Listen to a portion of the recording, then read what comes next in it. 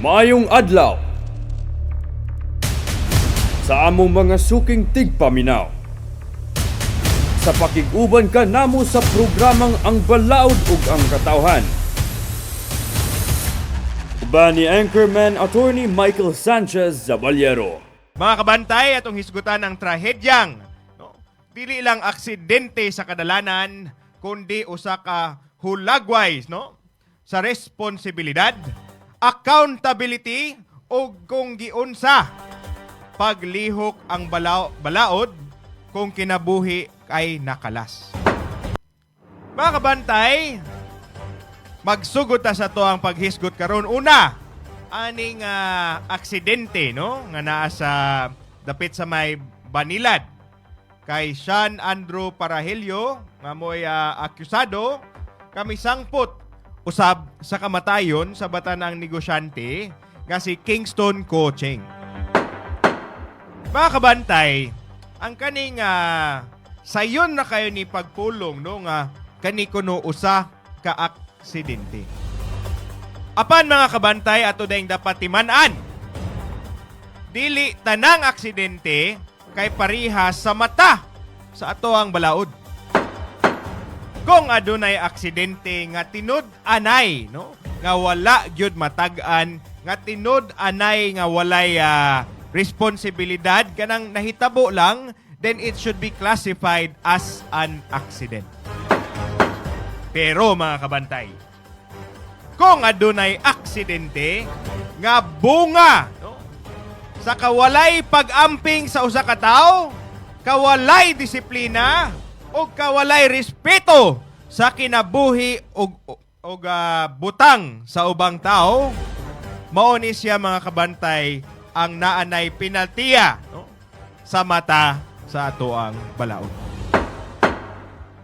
Sa ini nga kaso, usa ka sakyanan ang nakaigo, og usa ka parked vehicle.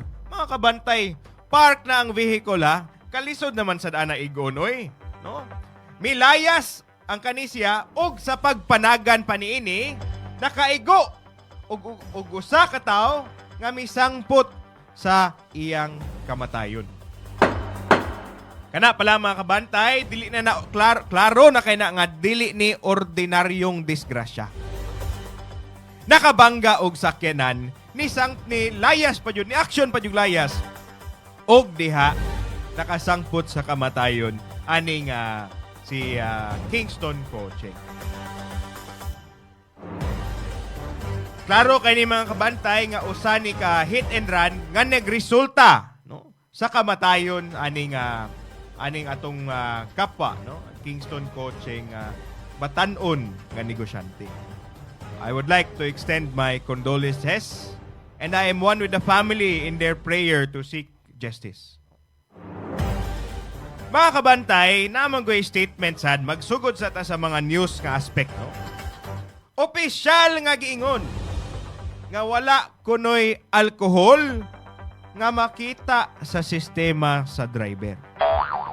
Apan, daghang nakakita og nagsulti, nga siya bag-o lang og gikan og parte og klaro kaayong nagpakita og kahimtangon nga mas labaw pa siguro sa hubog.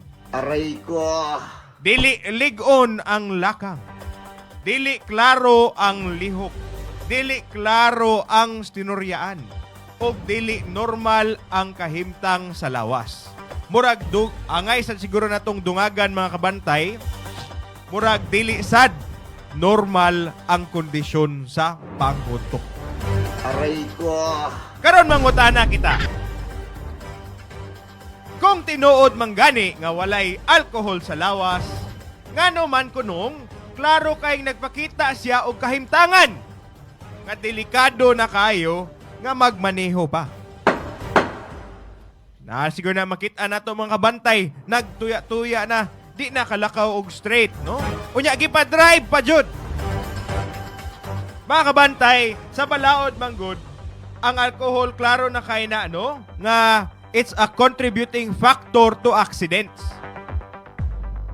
Bisa na ang driver siguro nga wala ga inom, kung ang driver walay klarong kontrol sa ilang kaugalingon o ilang sakyanan. Recklessness gihapon na mga kabantay. Karon, no?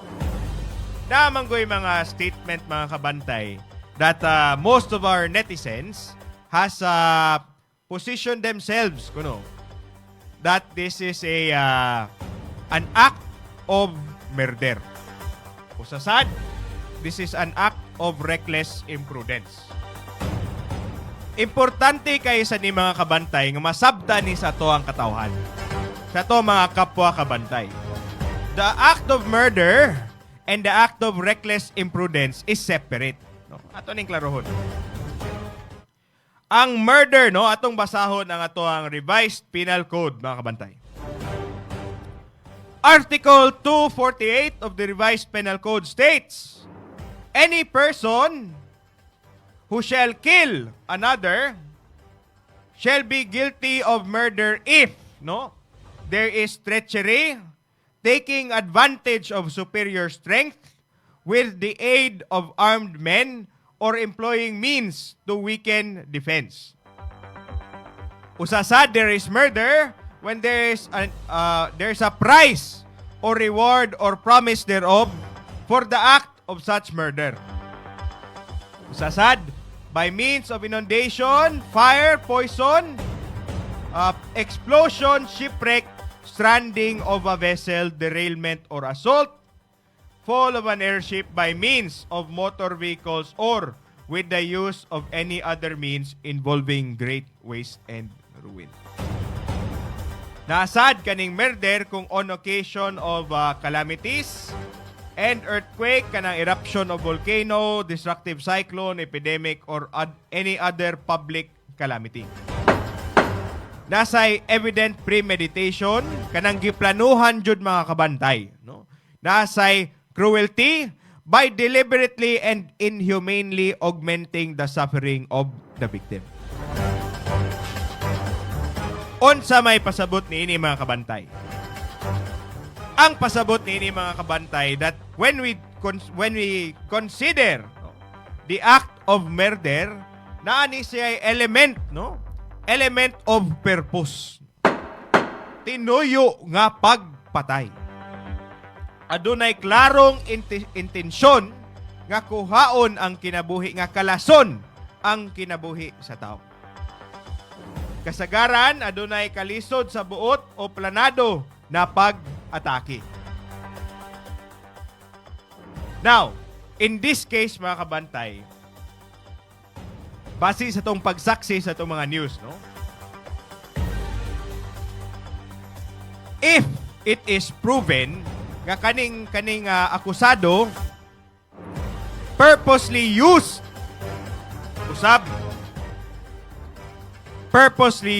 the vehicle to take the life of another, then that is classified as murder, mga kabantay.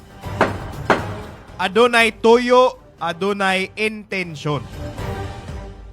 Now, ang kalahian niini mga kabantay, ang ilaha manggong contention niini, ilang ipasaka ang kaning reckless imprudence resulting in the damage of property and homicide, no?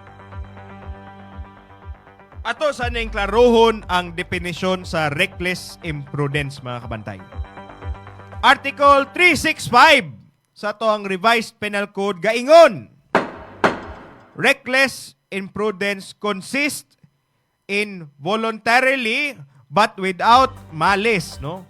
Walay malis siya sa pag in doing or failing to do an act from which material damage results by reason of inexcusable lack of precaution, no, on the part of the person performing or failing to perform such act, taking into consideration his employment, degree of intelligence, physical condition, and other circumstance. Now, ato ning klarohon mga kabantay. Ang kasagarang kaso sa disgrasya sa dalan, mo ni matawag nga reckless imprudence resulting in homicide and damage to property. Pasabot niini, wala tuyo ang patay. Apan, adunay grabing kakulangan or klarong kakulangan sa pag-amping o sa pagbantay. Ang kamatayon bunga sa irresponsableng binuhatan. Usa, no? Sama sa pagpanagan, paglapas sa traffic rules, pagbiya sa lugar sa aksidente, o pagmaneho bisan dili lig-on ang kahimtang.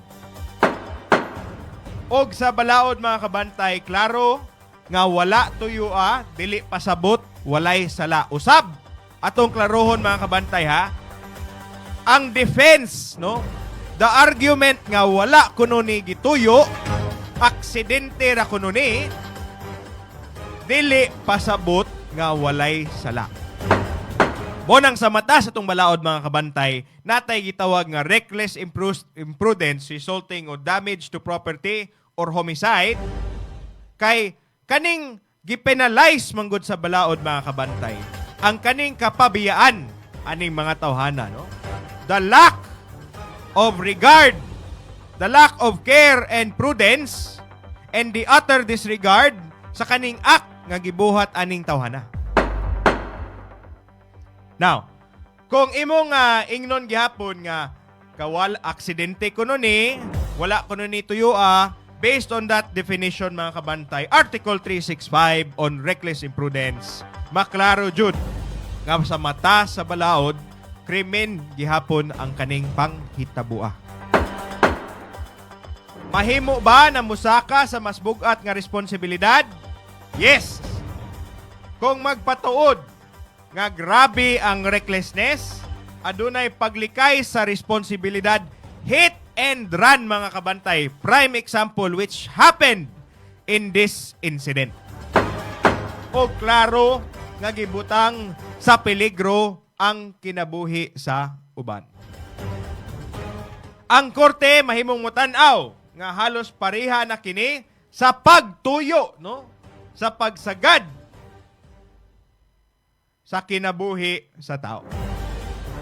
Mas bugat ang silot, mas bugat ang responsibilidad. Now mga kabantay, aduna na sa tayo mga news kunong allegations, no? That there was a report which allegedly, no?